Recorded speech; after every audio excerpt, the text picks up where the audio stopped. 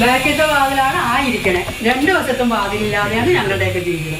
ഈ വീടിനാകട്ടെ മുൻവശത്തെ വാതിൽ പോലുമില്ല. വെടിക്കെട്ട് അപകടത്തിൽ തകർന്ന വാതിൽ ദാ ഇതുപോലെ പുറത്ത് വച്ചിരിക്കുകയാണ്. നേരെയാക്കാൻ ആരുടെ കയ്യിലും പൈസയില്ല എന്നതാണ് വസ്തുത.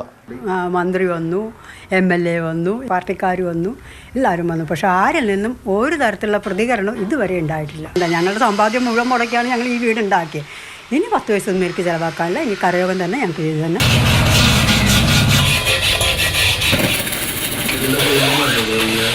ജീവിതം ഒന്നിൽ നിന്നും തുടങ്ങേണ്ട സ്ഥിതിയാണ്. ലോണെടുത്തും കഠിനാധ്വാനം ചെയ്തുമൊക്കെ സ്വരുക്കൂട്ടിയ തുക കൊണ്ട് നിർമ്മിച്ചവയാണ് ഈ വിധം നശിച്ചത്.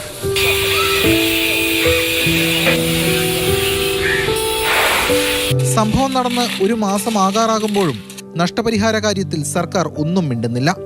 എത്ര നാളെന്ന് വെച്ച് ബന്ധുവീടുകളിൽ കഴിയും. അതിനാൽ കടം വാങ്ങിയും മറ്റും പലരും അറ്റകുറ്റപ്പണികൾ തുടങ്ങി. ചില വീടുകളുടെ ജോലി സന്നദ്ധ സംഘടനകൾ ഏറ്റെടുത്തിട്ടുണ്ട്. സാമ്പത്തിക ശേഷിയുള്ള ചുരുക്കം ചിലർക്ക് അല്പം ആശ്വസിക്കാം. എന്നാൽ മറ്റുള്ളവരുടെ കാര്യമാണ് കഷ്ടം. വേറെ ആരും വന്നിട്ടൊന്നുമില്ല. പിന്നെ ആരാണ്ട് വന്ന് ഇതവിടെ ഒരു ജനേല വെച്ചു. മിനിങ്ങാന്ന് വച്ച പോലെ അതിനെ വച്ചിട്ട് പോയി.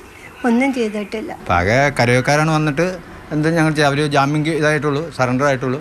അപ്പോൾ അവർ ചെയ്തു തരാമെന്ന് പറഞ്ഞാൽ അപ്പോൾ എല്ലാ സമാധാനത്തിൽ ഞങ്ങൾ ഇരിക്കുന്നു. കുറച്ചുപേർ ഹൈക്കോടതിയെ സമീപിച്ചിരിക്കുകയാണ്.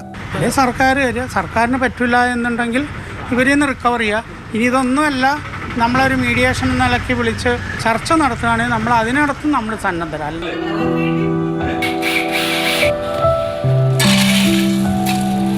വെടിക്കെട്ടപകടമുണ്ടായ പുതിയകാവ് മേഖല ഇന്നൊരു സങ്കട കാഴ്ചയാണ്. ജീവിതം തിരികെ പിടിക്കാനുള്ള തത്രപ്പാടിലാണ് ഇവർ. നഷ്ടപരിഹാരം സംബന്ധിച്ച കൃത്യമായ ഒരു ഉറപ്പും ലഭിക്കാത്തത് ഇവരെയൊക്കെ ആശങ്കയിലാക്കുന്നു. ക്യാമറമാൻ ബിനു തോമസിനൊപ്പം എസ് രാഗിൻ, മാതൃഭൂമി ന്യൂസ്, കൊച്ചി.